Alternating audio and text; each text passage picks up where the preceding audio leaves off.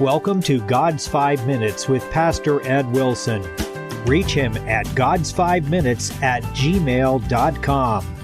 Now, here's Ed Wilson with God's 5 Minutes. Hello, friends. None of us can control the era in which we chance to live. It was Jeremiah's lot for his time on this planet to be at the very worst of Israel's idolatrous turning away from her God, and his calling to spend his best efforts at what proved to be a vain attempt to spur his countrymen to reformation. Jeremiah 37 reads, I have sent also unto you all my servants the prophets, rising up early and sending them, saying, Return ye now every man from his evil way, and amend your doings. And go not after other gods to serve them.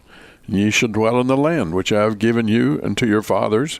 But ye have not inclined your ear, nor hearkened unto me. Because the sons of Jonadab, the son of Rechab, have performed the commandment of their father, which he commanded them, but this people hath not hearkened unto me.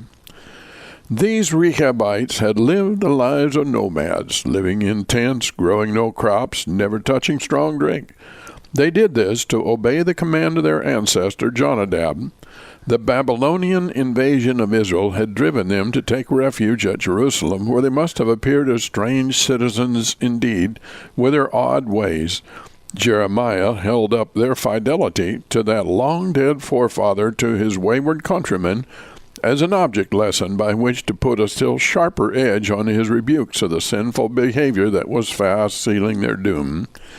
These Rechabites gave their ancestral law an obedience which puts to shame Judah's disrespect for Jehovah. In just this way, the opinions of a sect, the dogmas of a group, the words of a favorite author, the fashions of a culture all rule people with a sway far greater than the known will of God.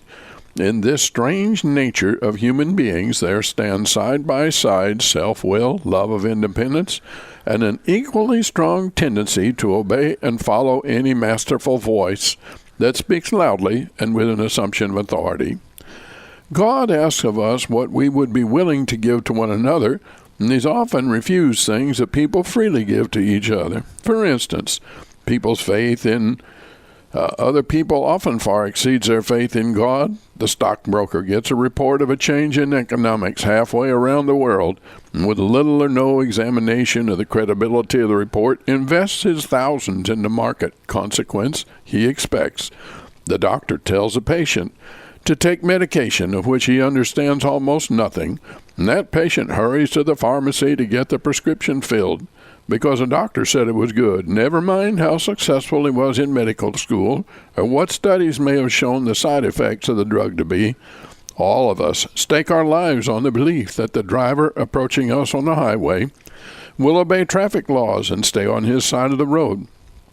The same person is a slave to usurped authority and a rebel against rightful and divine dominion. And what does God say about this? If ye receive the witness of men, the witness of God is greater. Think what God was asking of those to whom Jeremiah spoke. It wasn't anything outlandish. They were to stop worshiping cruel Molech, whose sacrifices called for the murder of innocent children. They were to observe the 10 Commandments, which practice has never brought anything but good to any people who have ever taken them to heart. They were to do such simple things as stopping work on one day a week and refrain from eating snakes and horses. The things God asks of us today are even simpler and more beneficial, as any of us can tell at a glance. He wants us to forgive those who wrong us, pray for those who despitefully use us. He wants us to love one another, to be diligent to read the Bible, and to be in holy worship services. He wants us to be willing to make restitution to any whom we may have wronged, to be kind to widows and children, to provide blankets for the poor and water for the thirsty. Most of all, He wants us to love one another and have faith in Him. And by the way, have you talked to Him today? You have been listening to God's 5 Minutes with Pastor Ed Wilson. Reach him by email at GodsFiveMinutes@gmail.com. Tune in next time to hear more encouraging thoughts from God's Word on God's 5 Minutes with Pastor Ed Wilson.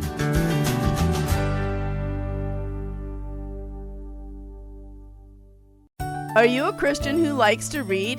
If not, there's a whole world of Christian publishing out there that you're missing out on. I invite you to check out the Author's Corner podcast, where I talk to the latest Christian authors each week about their new book releases and what's coming next. So if you're ready to jumpstart your spiritual growth with the newest books and the authors who write them, check out the Author's Corner podcast with me, Roberta Foster.